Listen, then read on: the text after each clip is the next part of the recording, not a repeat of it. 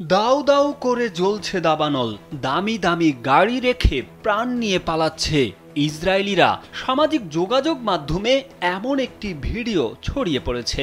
ভিডিওতে দখলদার ইসরায়েলের বিপর্যয় দেখে শুকরিয়া জ্ঞাপন করে নেটিজেনরা বলছেন, আল্লাহ ছাড় দেন কিন্তু ছেড়ে দেন না। ইসরায়েলিদের বিপদে নেটিজেনদের এমন মনোভাবের কারণ হলো ফিলিস্তিনে গণহত্যা। তারা বলছেন, গাজায় হাজার হাজার ফিলিস্তিনি নারী পুরুষের মরদেহ দেখে সারা বিশ্ব ক্ষোভে ফেটে পড়ে।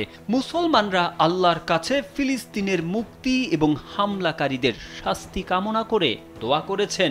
এসব কারণে ইসরায়েলে ভয়ানক দাবানলকে ইহুদিদের পাপের শাস্তি হিসেবে দেখছেন নেটিজেনরা। দখলদার ইসরায়েলের দখলকৃত জেরুজালেমের বিভিন্ন জায়গায় দাবানল ছড়িয়ে পড়েছে।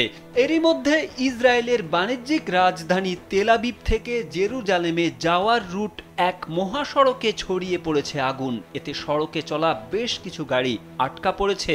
আগুন কাছে চলে আসার পর ইসরায়েলিদের গাড়ি রেখে দৌড়ে পালাতে দেখা গেছে। সামাজিক যোগাযোগ মাধ্যমে এমন বেশ কয়েকটি ভিডিও এখন ঘুরপাক খাচ্ছে। ইসরায়েলের ফায়ার অ্যান্ড রেস্কিউ সার্ভিস বুধবার জানিয়েছে, ওই সড়কে যেসব মানুষ গাড়ি সহ আটকা পড়েছেন বা যারা আগুনের ঝুঁকিতে পড়েছেন তাদের উদ্ধারে অভিযান চালানো হচ্ছে। সেখানে একাধিক দাবানল জ্বলছে। দাবানল নিয়ন্ত্রণে 119টি দল এই মুহূর্তে কাজ করছে বলে জানিয়েছে Israeli fire and rescue service. তাদের সঙ্গে কাজ করছে অগ্নি নির্বাপক 10টি বিমান।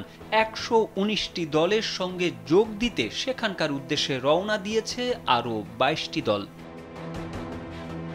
তারেক আহমেদ, কালবেলা।